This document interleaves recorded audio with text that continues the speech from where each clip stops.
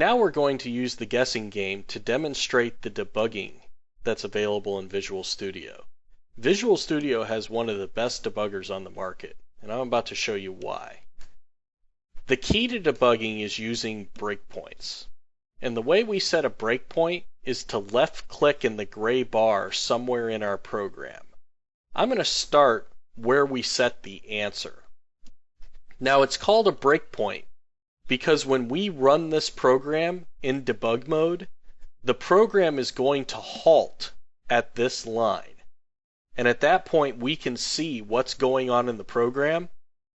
We'll be able to walk through lines of code one at a time.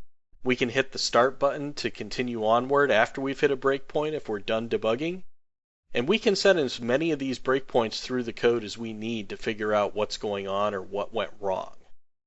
So I'm going to start by hitting the play button. And it's going to stop right on that line. You see how it got highlighted yellow.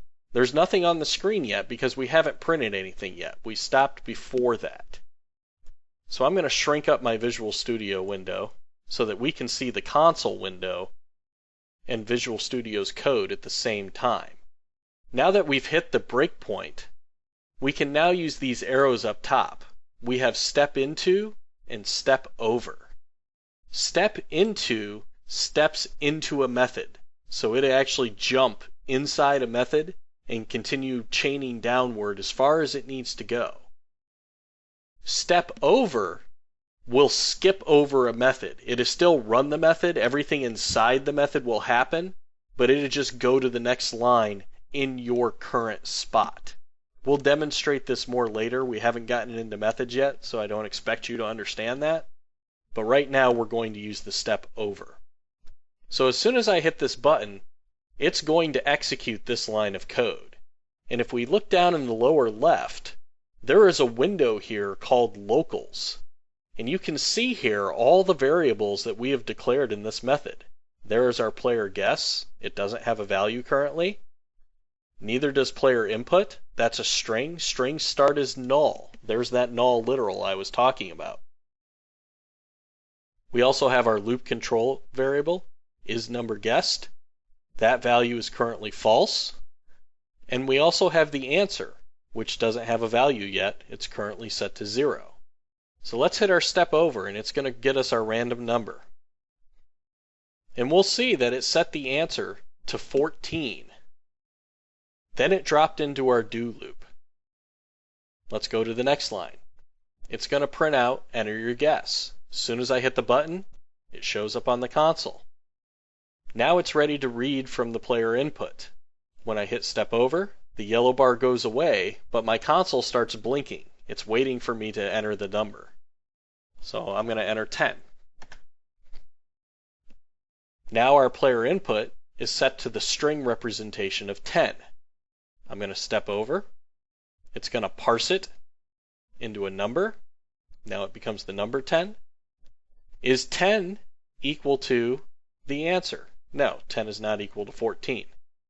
So it's going to drop to the else statement. Is our guess greater than the answer? No, it's not. So it's going to drop into this else, and it's going to print out too low. Then we go to the while, where we're going to check our expression. Has the number been guessed yet?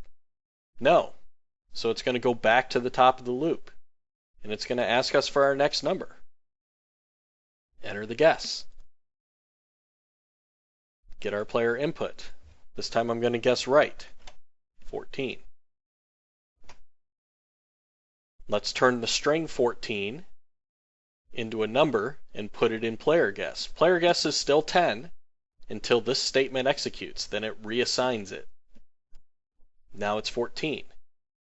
Is the player guess 14 equal to the answer of 14? Yes, it is. It's going to drop inside the if statement. It's going to print out you got it. And it's going to change our loop control variable from false to true. While not true, that's false. When the expression becomes false, the loop terminates. It drops out of the game. As soon as I hit enter on the console, the program closes and we're done. Debugging is very important to understanding what's going on in your program. I highly recommend that as you're writing applications, you put breakpoints in them and just walk through your code and just see what the compiler's doing. It's very helpful for understanding these looping and conditional constructs.